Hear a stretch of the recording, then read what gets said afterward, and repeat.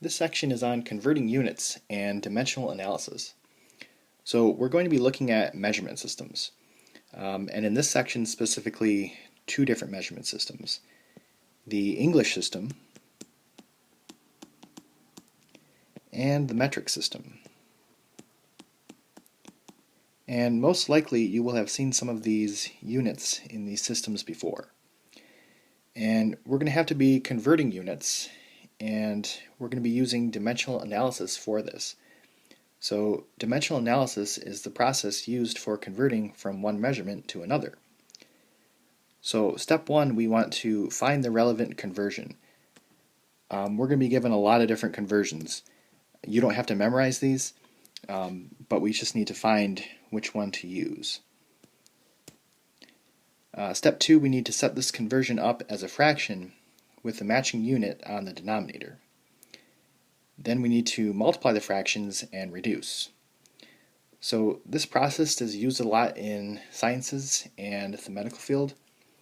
So if you have to take like a chemistry course or nursing math, then most likely you will have to do this process. So I mentioned fractions, so I want to do a very quick fraction review.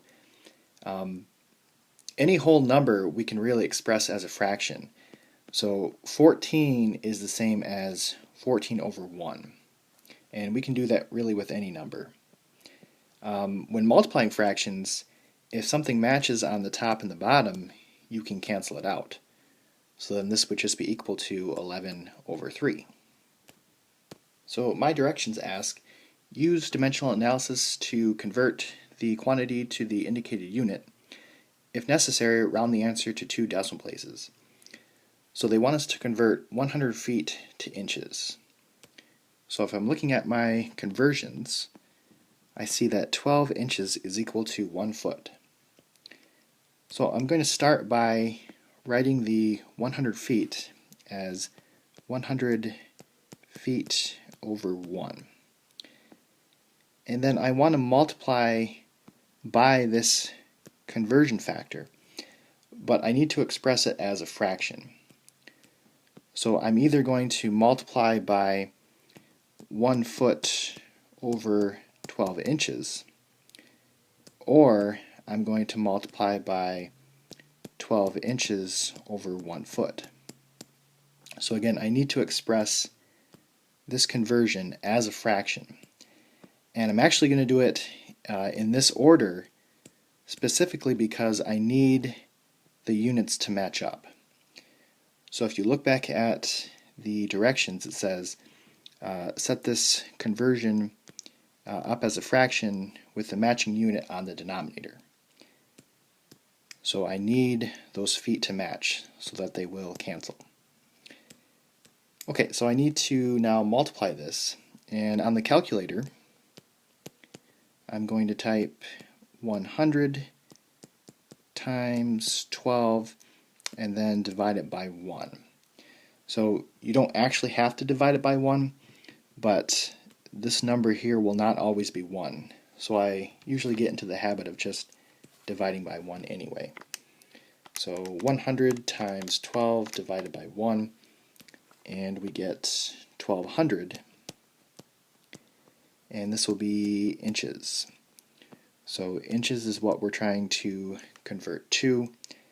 Inches are the only label that's left. So this will be our final answer. On question number 2, we're converting 100 inches to feet. So I want to start by writing 100 inches over 1. And then I am using the same conversion, but it's really just backwards.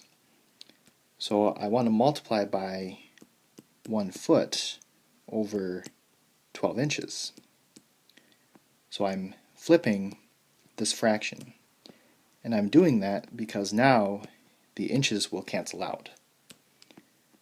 So on the calculator, I would type 100 times 1 divided by 12. So 100 times 1 divided by 12, and we get 8.3 3 repeating, and they want us to round this to 2 decimal places. So this will be 8.33 feet.